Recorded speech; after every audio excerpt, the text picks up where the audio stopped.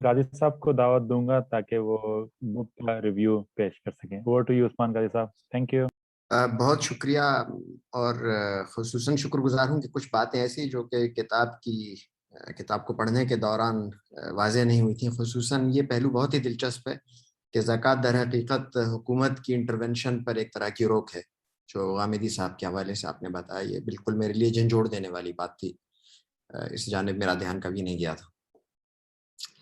मैं अपनी मारूज़ात अर्ज़ करता हूँ, मैंने लिख ली थी। शायद इनमें से कुछ बातें ऐसी हों जो कि दोस्तों को तकरार लगें, चूँकि फाजिल मुसन्निफ उन पर कुछ तफसील से रोशनी डाल चुके हैं। बाहर कैफ तो मैं अर्ज़ करता हूँ कि हमारे यहाँ ये नारा हर तरफ गूंजता रहता है कि इस्लाम एक मुकम्मल ज़ाबिता हयात है, और ये मुतालबा भी कि मुल्क के इक़्तिसादी निज़ाम को इस्लामी असूलों की बुनियाद पर इस्तवार किया जाए। अमली सूरत हाल अलबत्ता ये रही है कि ये मामलात अक्सर व बेशतर खोखले नारों तक महदूद रहे। इसका एक सबब असहाब मिंबर और माहिरीन इक़्तिसादियात के दरमियान मुकालमे का ना होना भी है। अमली सतह पर जदीद इक़्तिसादी और मालियाती निज़ाम और मजहबी तकाज़ों के दरमियान हम आहंगी पैदा करने की अगर कोई कोशिश नज़र आती है तो वो बैंकारी के निज़ाम को मुसलमान करने की है। नाक़दीन का कहना है कि यह महज अंग्रेज़ी इस्तिलाहात को अरबी नाम देने का खेल है, और दर हकीकत इस्लामी और गैर इस्लामी बैंकिंग में कम अज़ कम गाहकों को कोई फ़र्क नज़र नहीं आता। इल्मी यानी एकेडमिक हलकों में माजी करीब में इस मौजू पर होने वाला काम भी अक्सर व बेशतर इल्मी और नज़रियाती मबाहिस पर मबनी नज़र आता है, और उसके अमली इतलाक़ पर तवज्जो नाकाफ़ी रही है। ऐसे में मोहतरम अली सलमान की किताब मोहतरम ज़ीशान हाशिम के तवस्सुत से नज़र नवाज हुई, जिसमें मेरे इल्म के मुताबिक कम अज़ कम पाकिस्तान में पहली बार एक हमागीर इक़्तिसादी हैता फ़िक्र या इस्लामिक इकनॉमिक फ्रेमवर्क तश्कील देने की कोशिश की गई है। सलमान साहब का ये दावा नहीं है कि वह हर इक़्तिसादी मसले का अमली इस्लामी हल तजवीज़ कर रहे हैं, क्योंकि उनकी तवज्जो एक वसी तर कायनाती दायरा फ़िक्र व इतलाक़ पर है। किताब आम कारी की तफ़हीम के नुक्ता नज़र से लिखी गई है, चुनाचे इसमें मुख्तलिफ ज़राए से अख़ज़ करदा मुसन्निफ़ के फ़हम इस्लाम के मुताबिक चंद बुनियादी अखलाक़ी या मजहबी, जिन्हें इकनॉमिक्स में नॉर्मेटिव कहा जाता है, इस्तिलाहात को मुतारिफ़ करवाया है, जो किसी मुल्क या माशरे के इक़्तिसादी फ्रेमवर्क की हदूद का तयन करती हैं। आगे चलकर किताब में कुछ इक़्तिसादियात से मुताल्लिक़ असासी उमूर का भी तारुफ़ कराया गया है, और चंद बुनियादी मबाहिस, मसलन कुदरती वसाइल की ज़ाती, इज्तिमाई और रियासती मिल्कियत की हदूद, महासिल यानी टैक्सेस, वरासत, इनहेरिटेंस, मुनाफा वगैरह पर चंद मुजवज़ा इस्लामी इक़्तिसादी फ्रेमवर्क का इतलाक़ किया गया है। मुसन्निफ़ का इल्मी रुझान वाज़ेह तौर पर मंडी की मईशत की जानिब झुकाव रखता है, चुनाचे उन्होंने कई जगह कुरान से बिलवास्ता और हदीस से बिलवास्ता और बिला वास्ता उसके हक़ में इस्तेंबात किया है। किताब में 20वीं सदी में कई मुस्लिम अक्सरियती ममालिक, खुसूसन मिस्र में सनअतों और दीगर ज़राए पैदावार को उस दौर के हुक्मरानों के इश्तराकी नज़रियात के तहत कौमी मिल्कियत में लिए जाने के हक़ में कुछ उलमा की तावीलात को भी ज़ेर बहस लाया गया है, और कुरान व हदीस के हवाले देकर उन पर गिरफ्त की गई है। लेकिन इल्मी दयानतदारी का सबूत देते हुए रसूल करीम सल्लल्लाहु अलैहि वसल्लम और खुलफाए राशिदीन के अहद में मुख्तलिफ ज़राए पैदावार की मिल्कियत के बारे में बज़ाहिर बाहम मुख्तलिफ या मुतसादिम अहकामात का जिक्र हज़फ नहीं किया, बल्कि उनकी तावील और तत्वीक़ करके उनके मुसन्निफ़ के मुजवज़ा फ्रेमवर्क की रूह से पाबंद शरीयत होने का इजहार किया गया है। इस मुबस्सिर की राय में आज़ाद मंडी की मईशत के ज़िम्न में किताब में मशमूल सबसे दिलचस्प बहस कीमतों पर सरकारी कंट्रोल से मुतल्लिक़ है। किताब में मशमूला एक हदीस की रूह से एक मौका पर मदीना में अशिया की कमयाबी के सबब कीमतें चढ़ने लगीं, तो रसूल करीम सल्लल्लाहु अलैहि वसल्लम ने सहाबा के मुतालबा को रद्द करते हुए कीमतें मुकर्रर करने से इनकार कर दिया। फ़ुक़हा ने कीमतें मुकर्रर करने के हक़ और मुखालिफत में जिस तरह इस हदीस की तावील की है, वो चारों सुन्नी फ़िरक़ा मुक़ल्लिदीन के असूल फ़िक़ह की असास पर भी बहुत दिलचस्प पैराए में रोशनी डालती है। ऐसी ही दिलचस्प बहस मंडी के दीगर इफ्तराक़ात यानी डिस्टॉर्शन, मसलन गैर मसावी मालूमात, ज़ख़ीरा अंदोज़ी, इजारादारी वगैरह के ज़िम्मे में भी है, और क़ारी को फ़िक्र का सामान मुहैया करती है।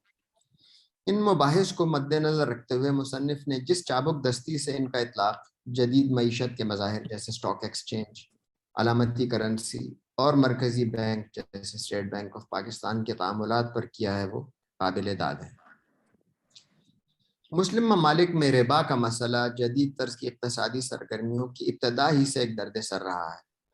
ایک انتہا پر یہ رائے ہے کہ اصل زر پر رونما ہونے والا ہر قسم کا منافع سود کے زمرے میں آتا ہے، چنانچہ قرآن کی واضح ہدایت کے مطابق حرام مطلق ہے۔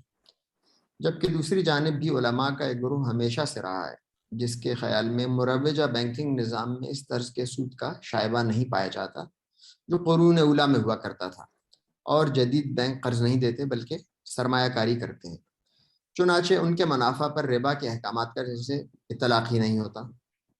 مصنف نے ضمن میں 4 معاصر دانشوروں کے حوالے دے کر اس بحث کو واضح کیا ہے، اور ان میں مصنف کا جھکاؤ مؤخر ذکر گروہ کی جانب ہے جو کہ بینکنگ کو سرمایہ کاری سمجھتے ہیں۔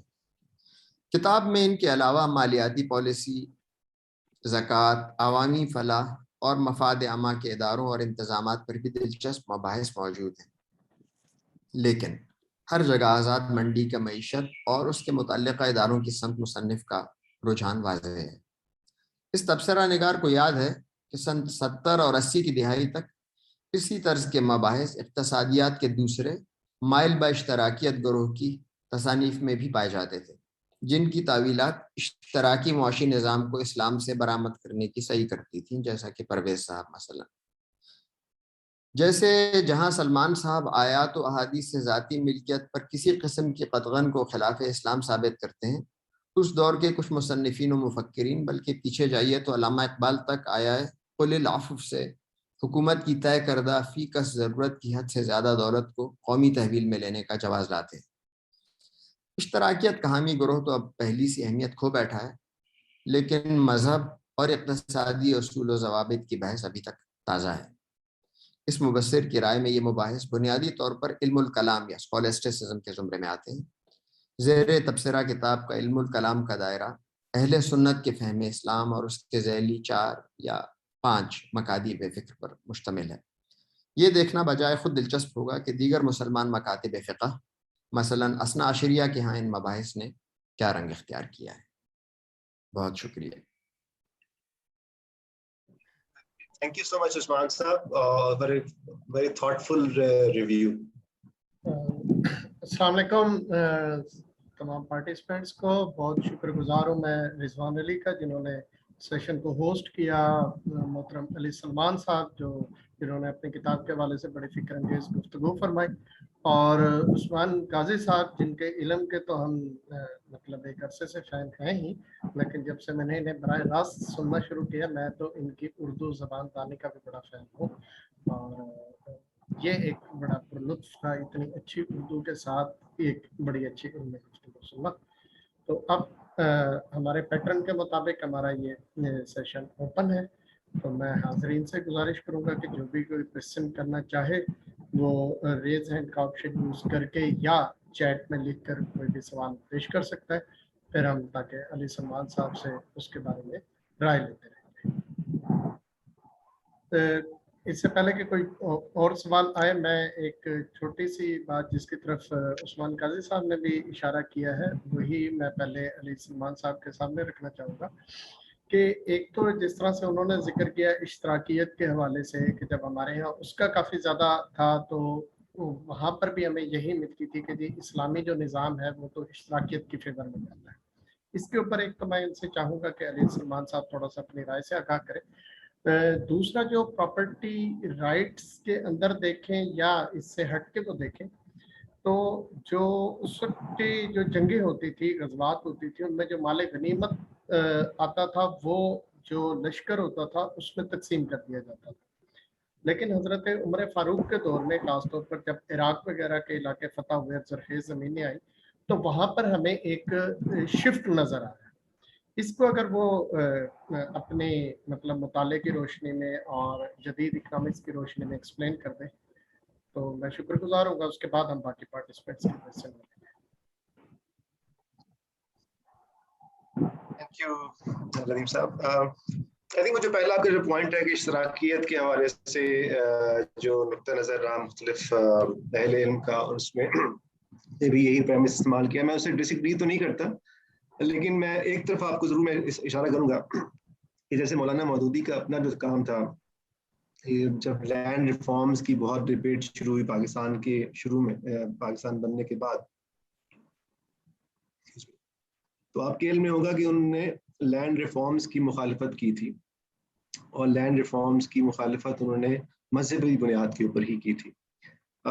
سو اس لحاظ سے ہمیں یہ چیزیں ہمیں اس وقت بھی اسلامک ٹریڈیشن کے اندر نظر آتی ہیں، اور بعد میں جب اسلامک فائنانس کا عمل شروع ہوا اور ڈسکشن شروع ہوئی، تو اس میں میرا خیال ہے کافی حد تک یہ مارکیٹ کی انڈرسٹینڈنگ ڈیولپ ہونا شروع ہو گئی کہ مارکیٹ کیسے فنکشن کرتی ہے، تبھی وہ ایک آلٹرنیٹیو انسٹیٹیوشن آیا. لیکن بہت سے ایسے ایشوز ہیں جن کو اس وقت ایڈریس نہیں کیا گیا، جس کی طرف میں نے اشارہ کیا ہے، جن پہ ہمیں بات کرنے کی ضرورت ہے. اور ظاہر ہے میں نے اپنا ویو اس میں ایکسپلین کر دیا ہے ان آرگومنٹس کی بیسس کے اوپر.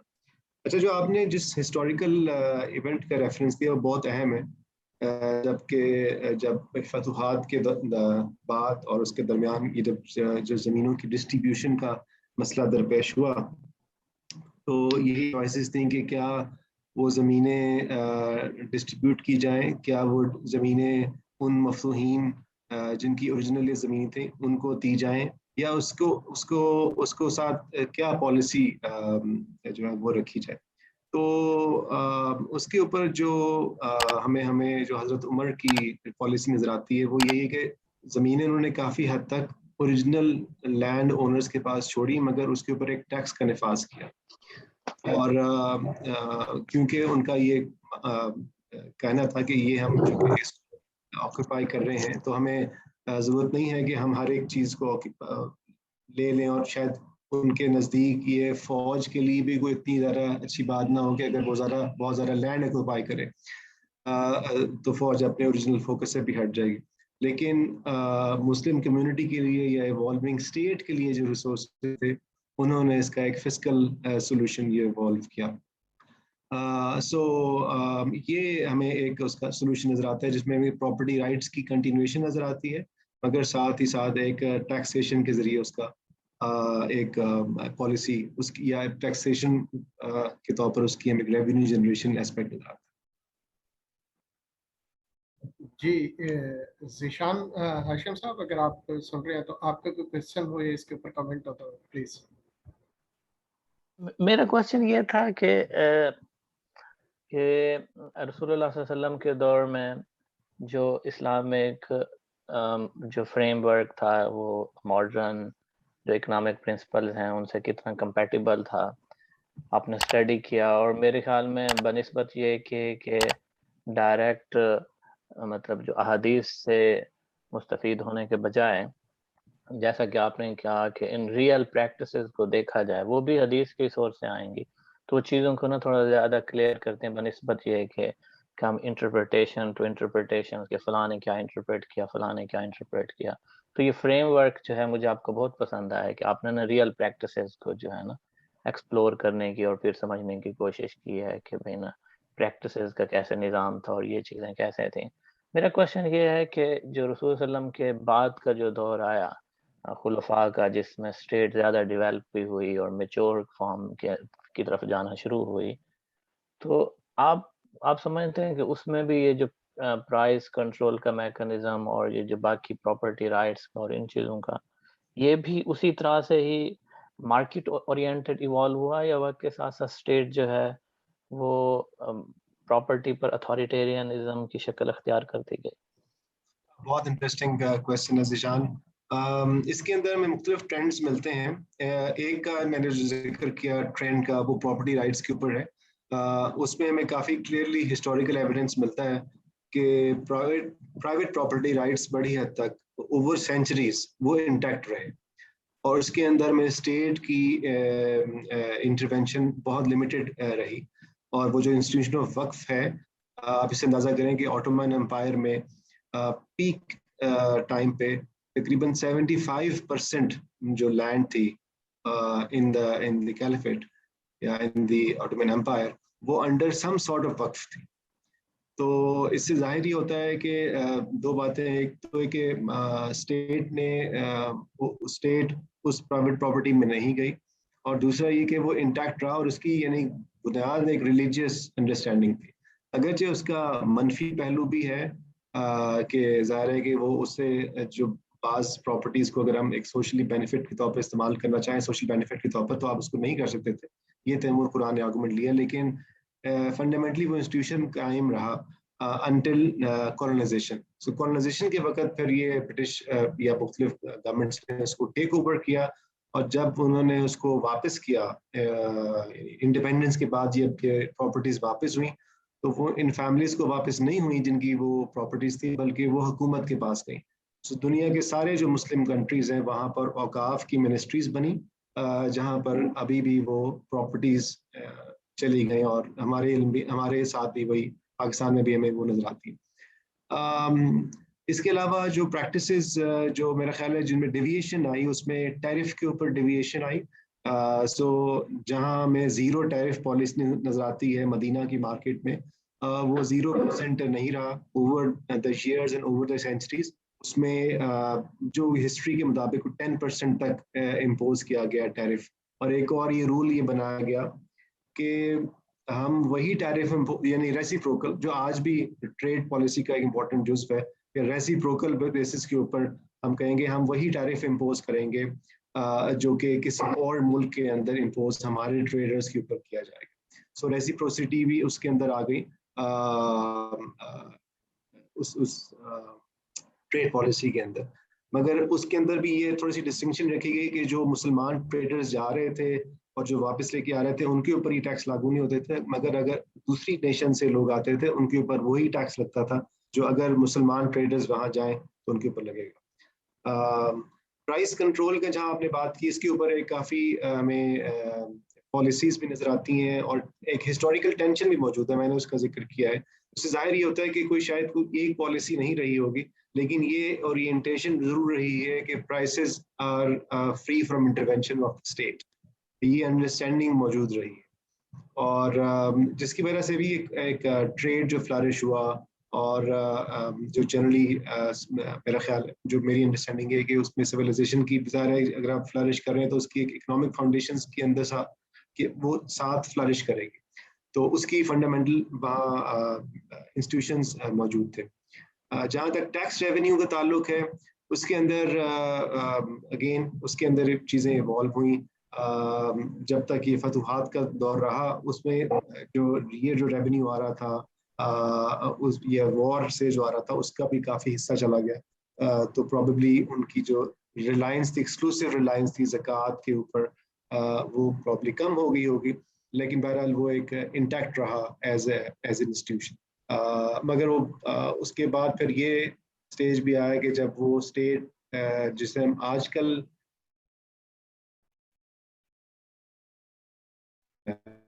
ڈسکشن موجود ہے کہ یہ اسٹیٹ کا فنومنا ہے زکوٰۃ کا, یا یہ ایک انڈیویجول کی آبلیگیشن ہے. سو اس کے اوپر ڈسکشن موجود ہے. میرا ویو یہی ہے کہ یہ اسٹیٹ کا مسئلہ ہے, اسٹیٹ ہی اسے لے سکتی ہے اور اسٹیٹ اس کو ڈسٹریبیوٹ کر سکتی ہے.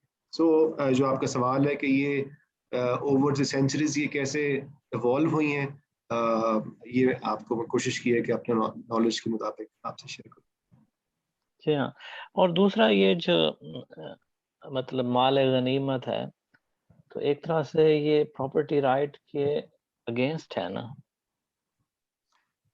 دیکھیں اس وقت تو یہ یعنی ظاہر ہے جب ہم ایک وار کے اندر چل رہے ہیں تو اس کے اندر آپ صحیح کہہ رہے ہیں کہ پراپرٹی رائٹس کی اس سے نگیٹ کر رہی ہے, لیکن وہ جو میں نے آپ کو لینڈ کی مثال دی تھی حضرت عمر کی, اس کے اندر تو ایکچولی میں پراپرٹی رائٹس کی رسپیکٹ ہے کہ وہ لیکن وہ بھی تو ڈسٹارشنری ٹیکسیشن کے ذریعے سے وہ بھی تو ایک حد تک وائلیشن ہی ہے. جی وہ ٹیکسز تو لگائے گئے اس کے اوپر, وہ پرنسپل یہی تھا کہ ٹیکسز یہاں پر بھی ہیں جیسے زکوٰۃ یا دوسرے جو مسلم کمیونٹی دے رہی ہے, لیکن وہ جو کمیونٹی ہے جن کو ہم آکوپائی کر رہے ہیں یا جہاں پر ہم وار کرنے جا رہے ہیں وہ بھی ٹیکس دیں, تو وہ ایک ٹیکس کی شکل تھی. لیکن یہ آپ کی بات صحیح ہے کہ وہ ٹیکس پروبیبلی زیادہ تھا اس ریٹس کے جس میں مسلمان کمیونٹیز دیتی تھی. یہ بات بالکل صحیح ہے. جی ہاں. اچھا میرا ایک آخری کوشچن ہے کیونکہ باقی دوستوں نے میں کوشچن پوچھنا. میرے ایک دوست ہیں انہوں نے ریسرچ کی ہے کہ یہ جو وقف کا جو نظام تھا تو بالکل جو ٹرکش امپائر تھی تو اس کے اندر یہ ٹوٹل پراپرٹی کی 80% 85% تک بھی گیا. میں نے بھی اس کے تھیسس میں یہ پڑھا تھا. تو اس کا جو بیسس تھا تھیسس جو بیسک جو کوشچن تھا وہ یہ تھا کہ وقف کے نظام کی وجہ سے نا عثمانی خلافت میں مارکیٹ ڈیولپ نہیں ہو سکی کیونکہ دو میکنزم اس نے ڈسکور کیے تھے. ایک اس نے یہ ڈسکور کیا تھا کہ جو لینڈ تھی وہ پروڈکٹیو مطلب یوسیج کے بجائے وہ خیراتی یوسیج میں چلے گئے.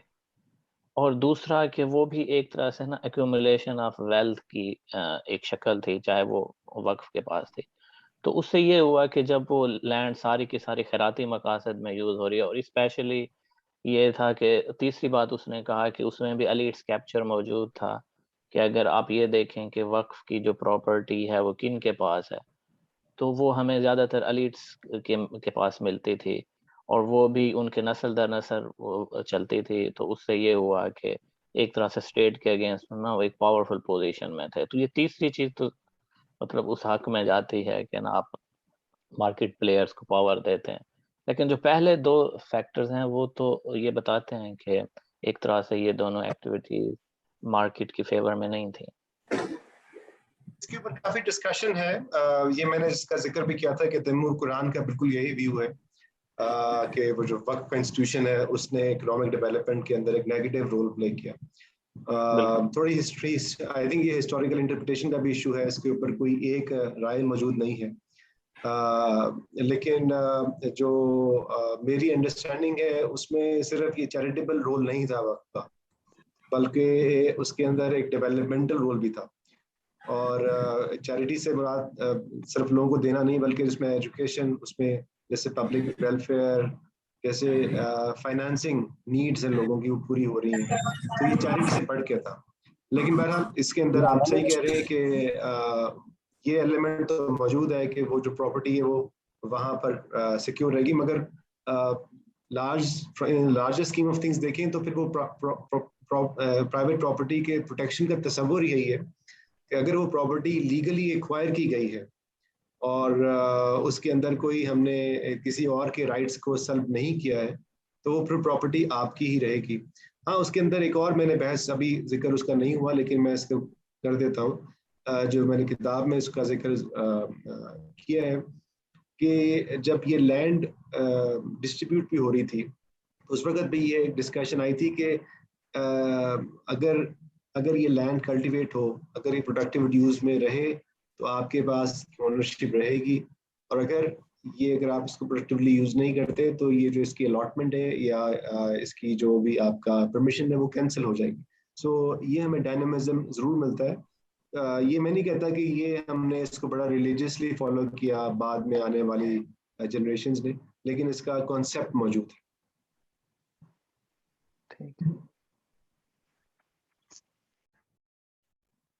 جی تو اگر کسی اور کا کوئی کوشچن ہے تو وہ بھی پلیز آپ پوچھ سکتے ہیں جتنے ہمارے پارٹیسپینٹس ہیں.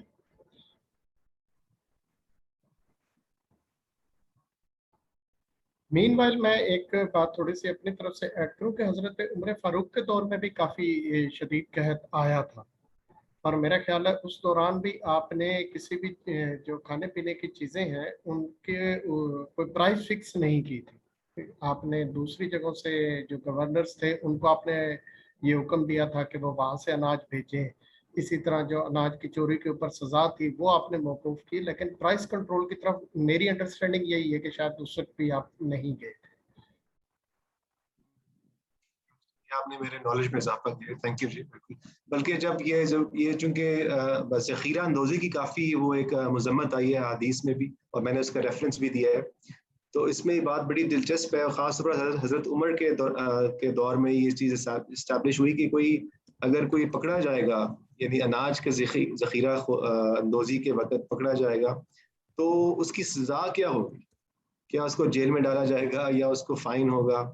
اس کی سزا یہ متعین کی گئی تھی کہ اس کا گودام کھول دیا جائے گا اور جو بھی مارکیٹ میں ریٹس ہیں اس کے مطابق وہ فورسفلی اس کو فورس کیا جائے گا کہ وہ اپنی چیزیں بیچ دے, پیسے اپنے پاس رکھ لے, لیکن وہ مارکیٹ کے جو بھی ریٹس ہیں اس کے مطابق اس کو ریٹین کرے. سو وہ جو سپلائی ہے اس کے اندر انٹرونشن نہ کرے, اسپیشلی اگر کوئی سینسٹیو آئٹمس ہیں, لیکن تب بھی ڈائریکٹلی انہوں نے پرائس کو وہ نہیں کیا تھا.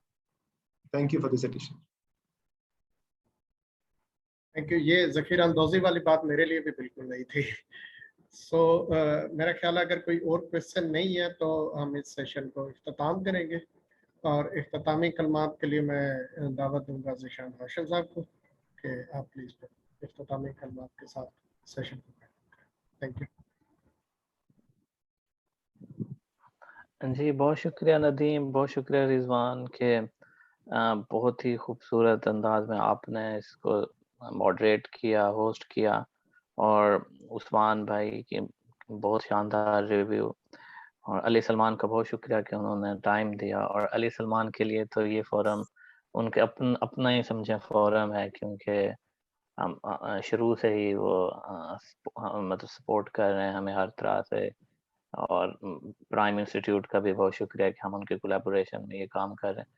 اور یہ انتہائی دلچسپ ٹاپک تھا بیسیکلی کہ جو اکنامکس کو اس کے ہسٹوریکل پرسپیکٹو میں سمجھنے کے لیے بھی, اور کہ پاکستان میں مسلمانوں کی اکثریت ہے, غالب اکثریت ہے, تو اس حوالے سے بھی یہ بہت امپورٹنٹ تھا کہ جو مسلمان جن سورسز سے انسپائریشن لیتے ہیں تو وہ جو ان کا جو گولڈن پیریڈ ہے اس پیریڈ کے اندر کس طرح کی جو اکنامکس ہے وہ ڈیولپ ہو رہی تھی. اور بہت سارے جو پوائنٹ ہیں وہ ڈسکشن میں آئے, اور جو لٹریچر بھی ہے وہ انٹرسٹنگلی اسی طرف جو ہے ڈائریکشن دیتا ہے کہ جو اسلام ہے اس کا ڈیموکریسی کی طرف اور امپیریکلی ڈیموکریسی کی طرف اور لبرل فریڈم کی طرف جو ہے امپیریکلی رجحان کم ہے, لیکن انٹرسٹنگلی کہ جو اکنامک فریڈم ہے اس کی طرف رجحان زیادہ ہے, کہ مسلم کنٹریز کے اندر جو اکنامک فریڈم ہے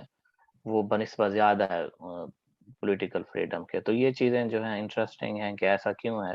تو اس سلسلے میں علی سلمان کی یہ بک ہے وہ بہت ہی ہیلپ فل ہے کہ ہم وہ میکنزم ڈسکور کر سکتے ہیں. اور اس کے علاوہ اس بک پر مزید ڈسکشن بھی ہونی چاہیے, اور اس کے جو ٹاپکس ہیں ان پر مزید بات ہونی چاہیے, اس پر مزید لکھا جائے تو یہ چیزیں آہستہ آہستہ ایکسپلور ہوں گی.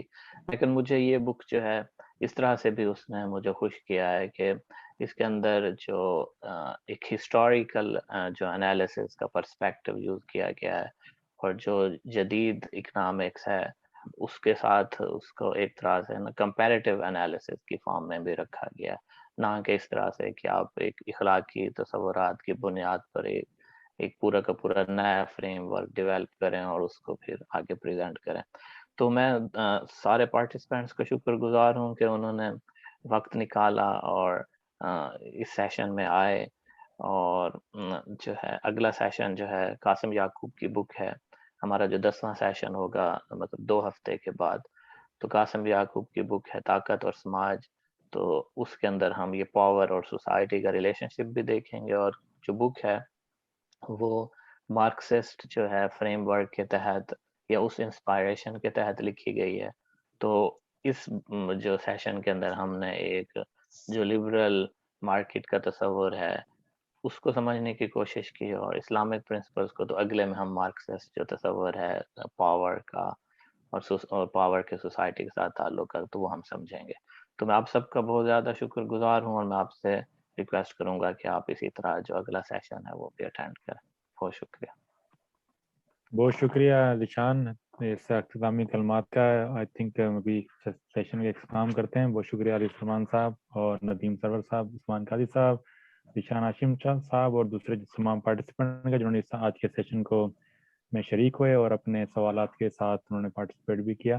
ایک بار آپ سب کا پھر شکریہ, اور انشاءاللہ تعالی ملاقات ہوتی ہے آپ کے ساتھ اگلے 2 ہفتوں میں ایک نئے سیشن کے ساتھ.